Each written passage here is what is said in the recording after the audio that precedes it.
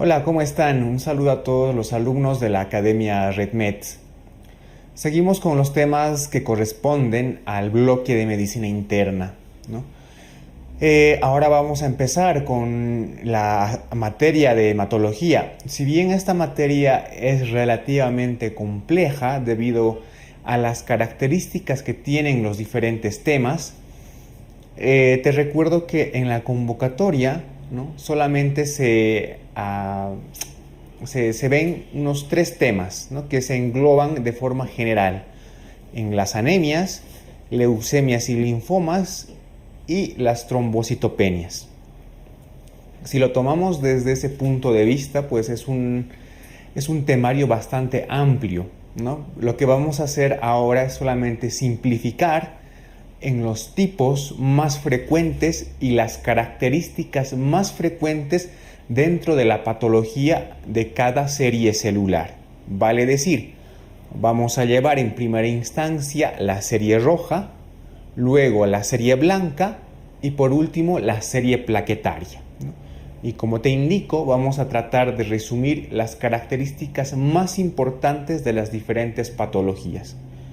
No vamos a llevar así en detalle las características especiales que pueden llegar a tener estas patologías y que sin duda son difíciles de recordar, ya que incluyen muchos genes, muchas moléculas y tratamientos que son bastante complicados. Bien, dándote esta introducción, te recomiendo que antes repases o vayas a la videoclase de fisiología y veas el tema de la fisiología de la sangre. Ahí vas a poder ver un poquito más acerca del funcionamiento de los eritrocitos, de los glóbulos blancos y de las plaquetas. Con esta introducción vamos a empezar con esta asignatura.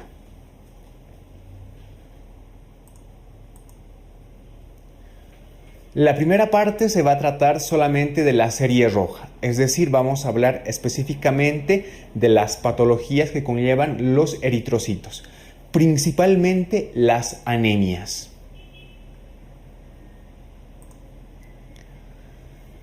¿Qué es la anemia? Todos tenemos una idea un poco básica de lo que es una anemia y la hacemos referencia más o menos a la disminución de los eritrocitos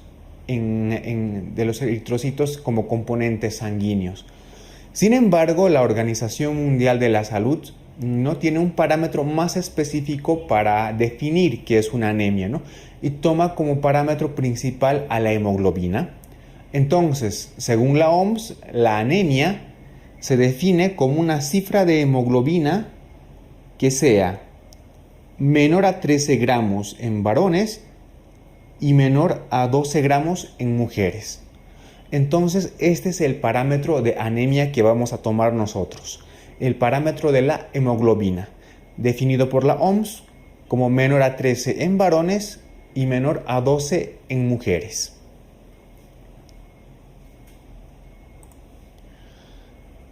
¿Qué es lo que tenemos que evaluar ante una sospecha de anemia?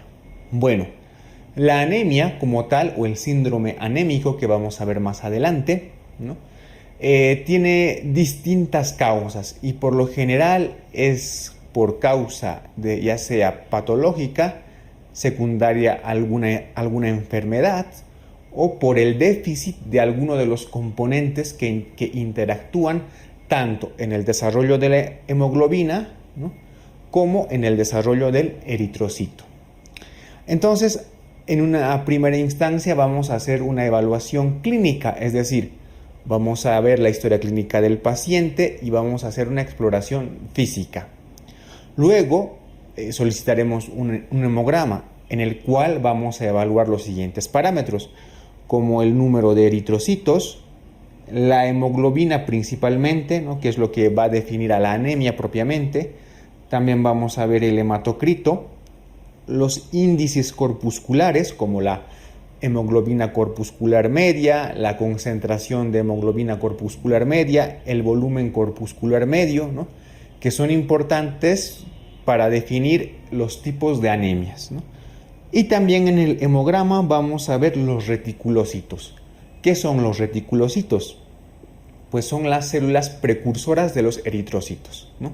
Entonces son células anteriores a los eritrocitos. Como vamos a ver más adelante, la causa principal de anemia generalmente es la ferropenia. Entonces, en todo paciente que tengamos sospecha de anemia, vamos a hacer un estudio completo del metabolismo férrico. Y en algunas ocasiones vamos a necesitar un frotis de las células sanguíneas, ya que determinadas anemias tienen distintas características celulares que el frotis nos va a ayudar a diagnosticar y a evidenciar. Bien, aquí en la diapositiva te muestro pues una imagen con un cuadro en el cual están los valores más próximos a la normalidad que tiene un hemograma, ¿no? Ya te digo que hay diferencia entre laboratorios, pero básicamente estos son los valores de referencia que se manejan en general. Tenemos los valores de la serie roja, como los eritrocitos, ¿no? En varones de 4.5 a 5 millones, en mujeres más o menos de 4 a 4.5 millones por milímetro cúbico. Sin duda el parámetro que tenemos que tomar en cuenta en primera instancia es la hemoglobina. En varones es normal de 13 a 18 gramos decilitro. En mujeres es normal de 12 a 16 gramos por decilitro, ¿no? Tenemos que ver la concentración de reticulocitos, que normalmente está entre el 1 a 2%. El hematocrito, que evidentemente varía en varones y mujeres, pero que en una media está entre 40 al 50%. Eso es lo normal. Y te había indicado que tenemos que ver los índices corpusculares, como el volumen corpuscular medio, que generalmente la normalidad está entre 80 a 100 femtolitros. La hemoglobina corpuscular media, que su concentración normal está más o menos entre 28 a 32 picogramos. La concentración de hemoglobina corpuscular media, que su concentración normal está más o menos entre 32 a 36 gramos, ¿no? Y la AD, que es un índice que se denomina porque demuestra la amplitud eritrocitaria, está más o menos entre 11.5 a 14.5. Si tienes que memorizarte algo de este cuadro, yo te sugeriría que te memorices las concentraciones normales de la hemoglobina. Bien, entonces las anemias ya hemos visto que es una concentración baja de hemoglobina, ya sea de acuerdo a la concentración normal en varones o mujeres, pero es un descenso de la hemoglobina, ¿no? Más de lo normal. Pero esto no basta para clasificar una anemia. Para clasificar a una anemia tenemos que ver unos distintos índices, y el que más vamos a utilizar es el volumen corpuscular medio, o sea, la BCM, ¿no? Hemos visto en el cuadro anterior que el volumen corpuscular medio está más o menos entre 80 a 100 femtolitros, ¿no? Ese es el valor normal más o menos. Entonces, de acuerdo a si este valor disminuye o aumenta, vamos a clasificar las anemias en microcíticas si el volumen corpuscular medio disminuye, en anemias normocíticas si el volumen corpuscular medio está dentro de los parámetros normales, o anemias macrocíticas si el volumen corpuscular medio está elevado. Esto es importante ya que, como vamos a ver más adelante, muchos tipos de anemias es importante para saber su clasificación. Entonces, en esta diapositiva te muestro un cuadro que es importante saberlo porque nos va a permitir la clasificación de los diferentes tipos de anemias. Entonces, como principal representante de las anemias de tipo microcítico, es decir, que tienen una disminución de la BCM, tenemos la anemia ferropénica, ¿no? Esa es la principal anemia de tipo microcítico. También tenemos otras como la esferocitosis hereditaria, que es un tipo de anemia hemolítica congénita. Tenemos las talasemias, que también son un tipo de anemia hemolítica de tipo congénito. Tenemos las anemias sideroblásticas hereditarias, la intoxicación por plomo, el denominado saturnismo, ¿no? Y la anemia por trastorno crónico que ocasionalmente puede ser de tipo microcítico. Las anemias normocíticas, es decir, que tienen el volumen corpuscular medio dentro de los parámetros normales, la principal representante es la anemia por trastorno crónico o también denominada anemia inflamatoria. Pero sin embargo también tenemos las anemias hemolíticas que también pueden presentar un patrón normocítico. Dentro de las anemias macrocíticas que tienen una elevación del volumen corpuscular medio, sin duda la principal representante están las anemias de tipo megaloblástico. Encontramos una BCM aumentada también en anemias que tienen como origen a una hepatopatía, el alcoholismo, los síndromes mielodisplásicos, el hipotiroidismo, la aplasia medular y en las anemias que tengan reticulocitosis o reticulocitos elevados, como por ejemplo en las anemias hemolíticas y en el sangrado activo. Entonces, si de todo esto te quieres quedar con algo, pues yo te sugeriría que te aprendas que la representante de las anemias microcíticas es la anemia ferropénica. La representante de las anemias normocíticas es la anemia de trastornos crónicos o anemia inflamatoria. La representante de las anemias macrocíticas es la anemia megaloblástica y las anemias hemolíticas o que cursan con sangrado activo. Las anemias, de acuerdo al porcentaje de reticulocitos que hallemos, se pueden clasificar en regenerativas o hiperregenerativas o en hiporregenerativas. Las anemias regenerativas, con una elevación de los reticulocitos, pues las observamos principalmente en las anemias hemolíticas. Recuerda, las anemias hemolíticas tienen una elevación de los reticulocitos, ¿no? Y evidentemente también vamos a encontrar una elevación de los reticulocitos en la hemorragia activa. Las anemias hiporregenerativas, ¿no?, se caracterizan porque tienen una disminución de los reticulocitos.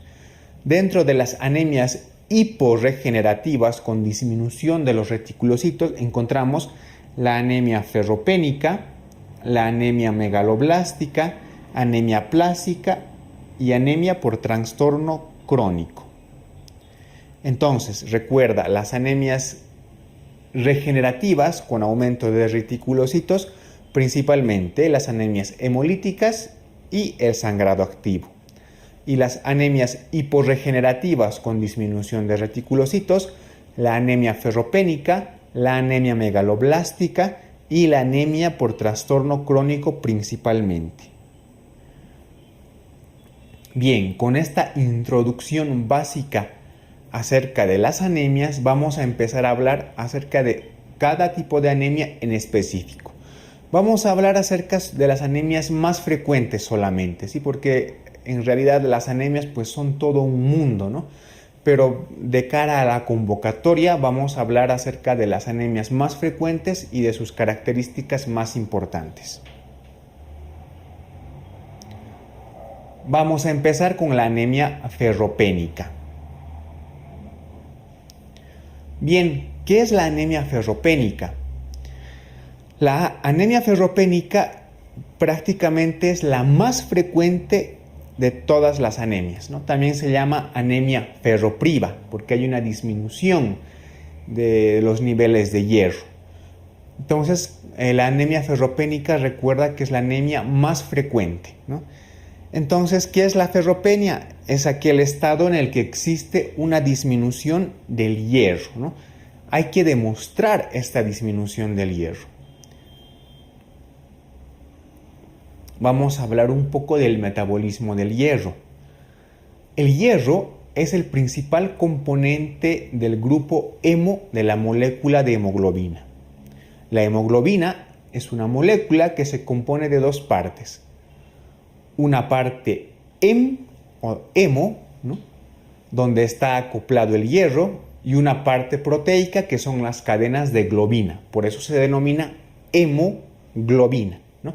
Entonces el hierro forma parte de la parte hem de esta molécula de hemoglobina. Entonces, dentro del metabolismo del hierro tenemos que decir que el hierro principalmente se encuentra en las carnes rojas, ¿no?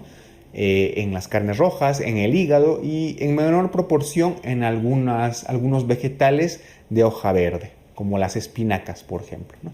Pero principalmente se encuentra en los alimentos de origen animal, sobre todo las carnes rojas. En nuestro organismo hay un equilibrio tanto en las pérdidas como en la administración normalmente de hierro.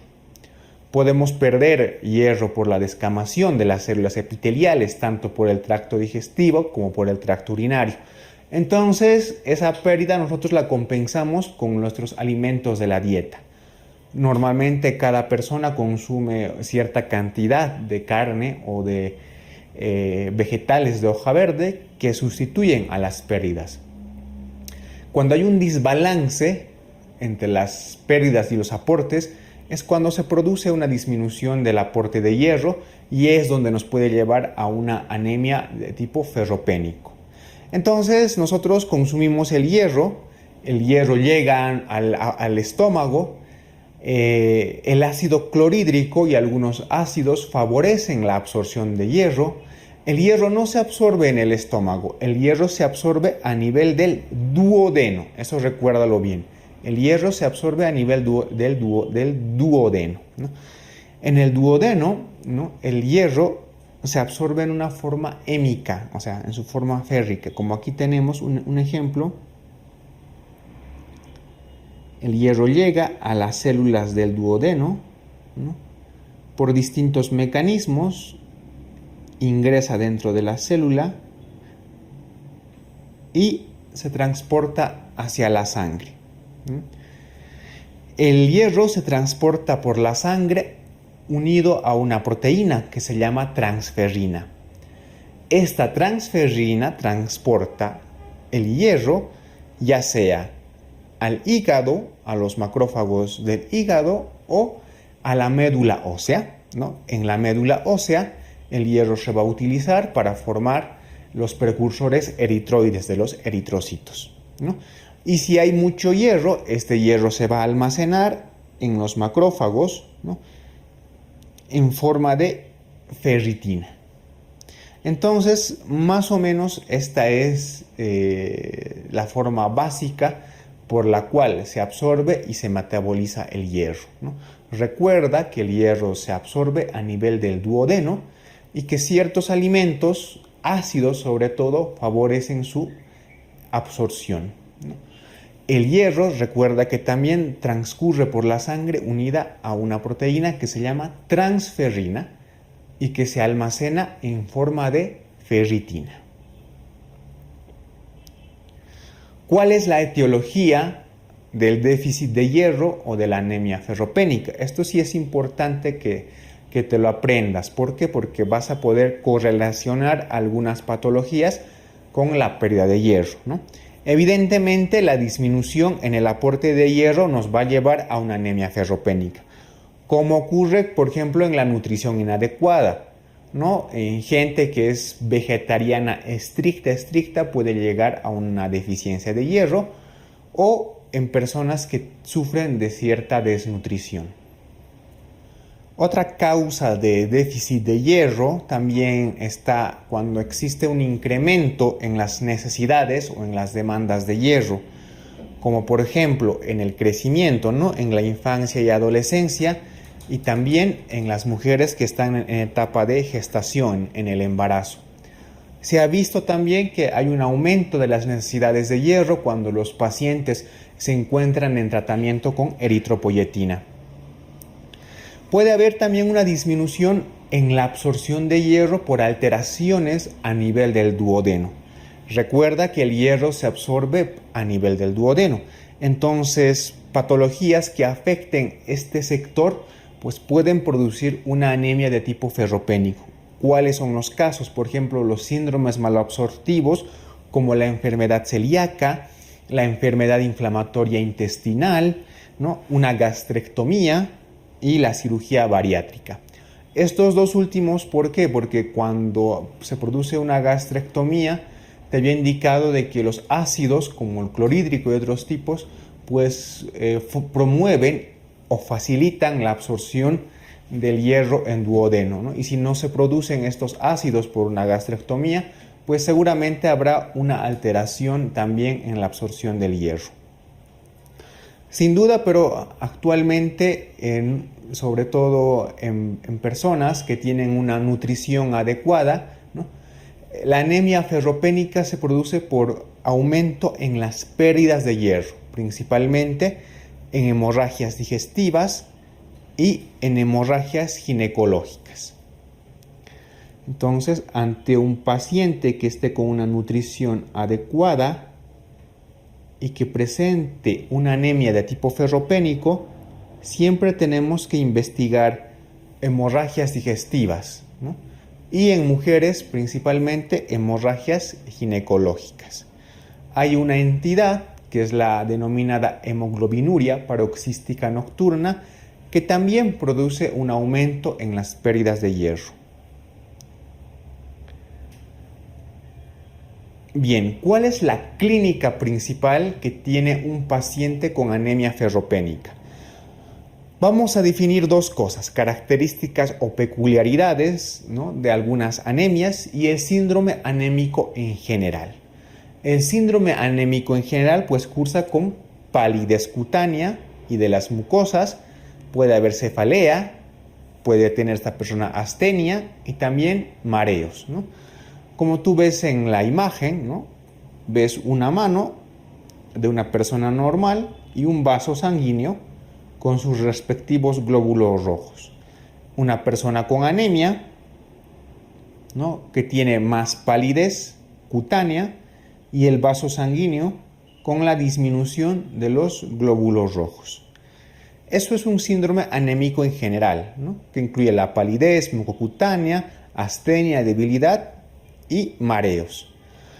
Y hay otros síntomas que son más específicos de los diferentes tipos de anemias. En este caso de la ferropenia, ¿cuáles son los síntomas más específicos? Tenemos la coiloniquia, ¿no? Como ves en la imagen, son las famosas uñas en cuchara, ¿no?, porque se comparan más o menos a la forma que tiene una cuchara. La estomatitis angular, como ves aquí en la imagen en la que te estoy señalando. La glositis, que es una inflamación de las papilas gustativas y de la mucosa lingual. Y también, como característica de la ferropenia, puede haber una disfagia por membranas hipofaringias.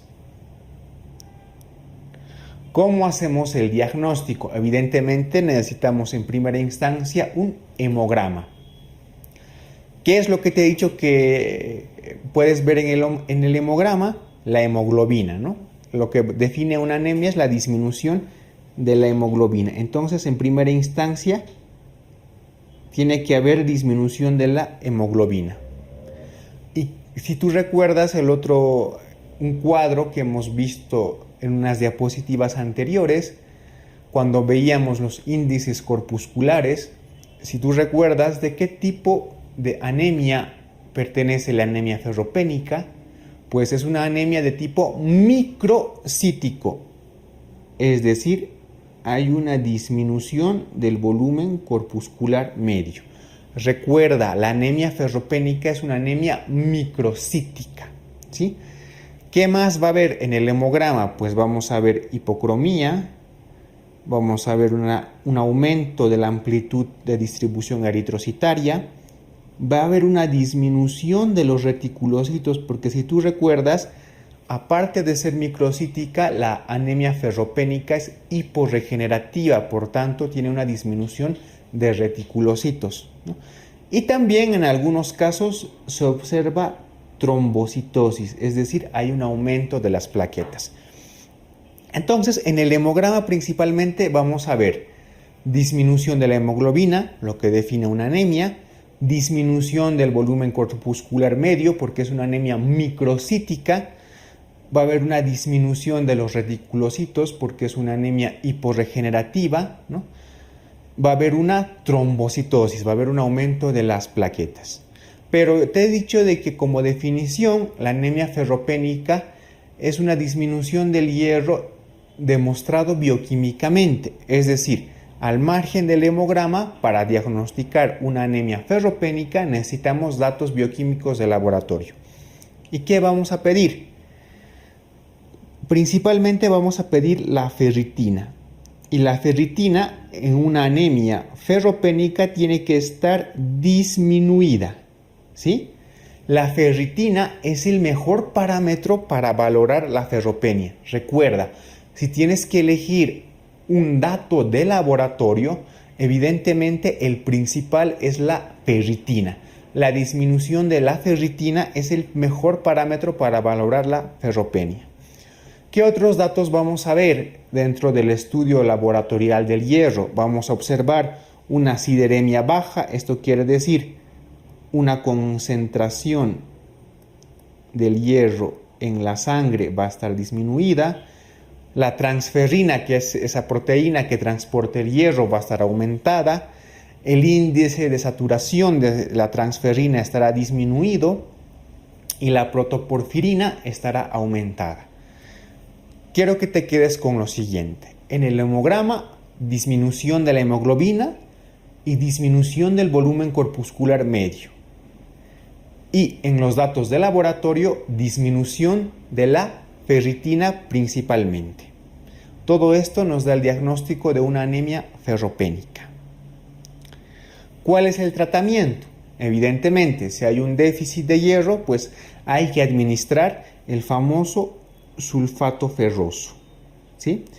Las dosis pueden variar, normalmente se recomienda 100 a 200 miligramos día, hasta la normalización de los depósitos de la ferritina, ¿no? Que más o menos estos depósitos de ferritina se van a normalizar entre los 3 a 6 meses, entonces el tratamiento tiene que durar más o menos ese tiempo, ¿no? Normalmente se recomienda que se administre sulfato ferroso en ayunas porque se ha demostrado que los alimentos interfieren con su absorción. Y en algunos casos también se ha demostrado que es útil tomar sulfato ferroso con zumo de naranja porque te he indicado que los ácidos aumentan la absorción del hierro. Hemos visto la anemia ferropénica, ahora vamos a ver otro tipo de anemia que también es importante, la anemia inflamatoria o de trastorno crónico. Bien, la anemia inflamatoria o por trastorno crónico es el segundo tipo más frecuente de las anemias. El primero para recordar es la anemia ferropénica. Y el segundo tipo más frecuente de anemia es la anemia de trastorno crónico o inflamatorio, ¿no? ¿Cuál es la definición de esta anemia de trastorno inflamatorio? Pues se caracteriza por un suministro deficiente de hierro a la médula ósea a pesar de que hay un déficit de hierro normal o aumentado. ¿Qué quiere decir esto? Muy poco hierro le llega a mi médula ósea, aunque haya un depósito de hierro normal o aumentado. ¿Esto por qué ocurre? Porque básicamente hay un bloqueo metabólico del hierro. Entonces, para definir una anemia inflamatoria o trastorno crónico, quiero que te quedes con lo siguiente. Hay suficiente hierro de depósito en nuestro organismo, pero ese hierro no le llega a mi médula ósea. ¿Por cuál mecanismo? Porque hay un bloqueo metabólico del hierro, ya sea por distintas moléculas inflamatorias como las interleuquinas, los factores de necrosis tumoral, etcétera, ¿no? Que eso es bastante complejo y por el momento no nos interesa, ¿no? Por ese mecanismo el hierro no llega a la médula ósea y como no llega a la médula ósea hay una disminución de la eritropoiesis y esto nos va a llevar a una anemia. También es importante recordar de que este tipo de anemia inflamatoria o de trastorno crónico es la más frecuente en pacientes hospitalizados. ¿Cuál es la etiología de este tipo de anemia? Principalmente las infecciones crónicas, por ejemplo, la tuberculosis, la brucelosis, la osteomielitis, pueden cursar con una anemia de trastorno crónico.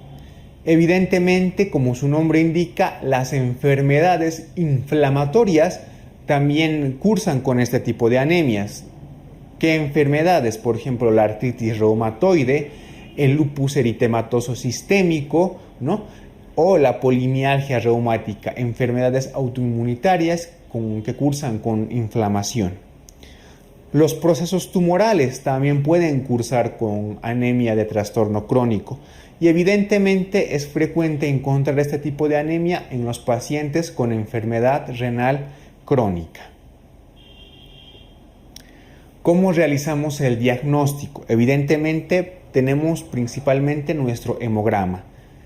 ¿Cómo va a estar la hemoglobina? Pues disminuida, ¿no? Evidentemente, si es una anemia, la hemoglobina tiene que estar disminuida. La anemia por trastornos crónicos, si tú recuerdas diapositivas anteriores, es la representante de las anemias normocíticas, ¿no? Entonces, por lo general, nuestro volumen corpuscular medio es normal, aunque en muy pocos casos también puede estar disminuido. Pero sin duda, lo más característico es ver una anemia de tipo normocítico, con un volumen corpuscular medio normal. ¿Cuál es la diferencia con la anemia ferropénica? Ahora lo vamos a ver. En el laboratorio, a diferencia de la anemia ferropénica, en la anemia por trastorno crónico, la ferritina se va a encontrar en concentraciones altas. En la concentración de hierro, evidentemente, estará baja. Y a diferencia también de la anemia ferropénica, la transferrina está disminuida, ¿sí? Entonces, esos son los datos de laboratorio que hacen la diferencia entre una anemia ferropénica y una anemia por trastorno crónico. Una ferritina alta y una transferrina disminuida son más diagnóstico de anemia por trastornos crónicos. Normalmente no se hace un estudio de la médula ósea. Sin embargo, cuando no podemos definir o tenemos dudas en el diagnóstico, a veces se toma una muestra de la médula ósea. ¿Y qué vamos a ver en esta médula ósea? Pues vamos a ver un aumento del depósito de hierro en los macrófagos de la médula, ¿no? Este aumento de los depósitos se ve mediante una tinción, la famosa tinción de Pearls, ¿no? Y también existe una disminución de los sideroblastos. Entonces, esto es lo que se ve en la médula ósea. Ya te digo que es muy poco frecuente llegar a realizar este estudio de la médula ósea para diferenciar o para tratar de diagnosticar este tipo de anemia. Entonces, recuerda, en el hemograma, hemoglobina disminuida, es una anemia generalmente normocítica, por lo tanto el BCM está normal, la ferritina está elevada y la transferrina está disminuida. El tratamiento de la anemia por trastornos crónicos pues es básicamente el de la enfermedad de base, ¿no? Si es una infección crónica habrá que tratar la infección. Si es una enfermedad inflamatoria habrá que tratar de controlar la enfermedad inflamatoria, etc., ¿no? En esta imagen pues yo te muestro un cuadro que es muy característico y el cual nos ayuda a hacer un diagnóstico diferencial principalmente entre la ferropenia y la anemia de trastornos crónicos o anemia inflamatoria. Entonces, hay otros tipos de anemia que también pueden cursar con un volumen corpuscular bajo, ¿no? Entonces, vamos a hacer el diagnóstico diferencial. En la ferropenia te he dicho que principalmente el volumen corpuscular medio está bajo. Por contrario, en la anemia inflamatoria puede ser normal o bajo, pero generalmente el volumen corpuscular medio es normal. Y en la talasemia minor, que es una anemia de tipo hemolítico, también se cursa con un volumen corpuscular medio bajo. ¿Cómo está el hierro? El hierro sérico o la sideremia, como quieras llamarlo, en la ferropénica es bajo y en la anemia inflamatoria también es bajo. Pero aquí es donde vamos a hacer la diferencia. La ferritina en la ferropenia está baja, su concentración es baja. Y en la anemia inflamatoria su concentración es alta. Aquí se puede hacer el diagnóstico diferencial. La transferrina en la anemia ferropénica está alta y en la anemia por trastornos crónicos está baja. Entonces, con estos parámetros podemos hacer el diagnóstico diferencial entre esos dos principales tipos de anemia. Como vemos a la talasemia minor, si bien el volumen corpuscular medio es bajo, todos los otros parámetros del laboratorio del hierro tienen que ser normales, ¿no? Como tú ves, la sideremia es normal, la ferritina es normal, la transferrina es normal, etc. Entonces, el diagnóstico diferencial principal entre la ferropenia y la anemia de trastornos crónicos o anemia inflamatoria. Muy bien, hemos acabado con una parte de las anemias microcíticas. Ahora vamos a ver las anemias que cursan con un volumen corpuscular medio elevado, ¿no? Vamos a empezar con las anemias megaloblásticas. Como concepto de anemia megaloblástica vamos a decir que es un grupo, ¿no?, de anemias que se caracterizan por una alteración en la síntesis de ADN de los eritroblastos, ¿no? Esta síntesis de ADN de los eritroblastos, que son precursores de los eritrocitos, se debe básicamente a dos cosas: un déficit de la cobalamina o del ácido fólico, o una alteración en el metabolismo y también de la cobalamina o del ácido fólico. Entonces, una anemia megaloblástica es aquella que cursa con un déficit en la síntesis de ADN por una alteración, ya sea en la cobalamina o en el ácido fólico. ¿Cuál es la fisiopatología general de las anemias megaloblásticas? Pues bien, tenemos en primera instancia una alteración en la síntesis de ADN. Esto más o menos produce que las células sanguíneas se vayan dividiendo de forma lenta, ¿no? Y también provoca un aumento de tamaño de las células sanguíneas. Luego, ¿qué pasa? A nivel de la médula ósea hay un aumento de la celularidad, ¿no? Pero estos eritrocitos, debido a un mecanismo de eritropoiesis ineficaz, disminuyen. Y los eritrocitos o eritroblastos que salgan a la sangre periférica son defectuosos. Por lo tanto, van a producir una hemólisis temprana. Entonces, esa hemólisis temprana, sumado a la eritropoiesis ineficaz, nos van a llevar evidentemente a un estado de anemia, una disminución en la concentración de la hemoglobina. Recuerda que también es frecuente, asociado a la anemia, ver la disminución de otros tipos celulares, por ejemplo, una disminución en los leucocitos y una disminución en las plaquetas. Entonces, en este tipo de anemias es frecuente observar pancitopenia.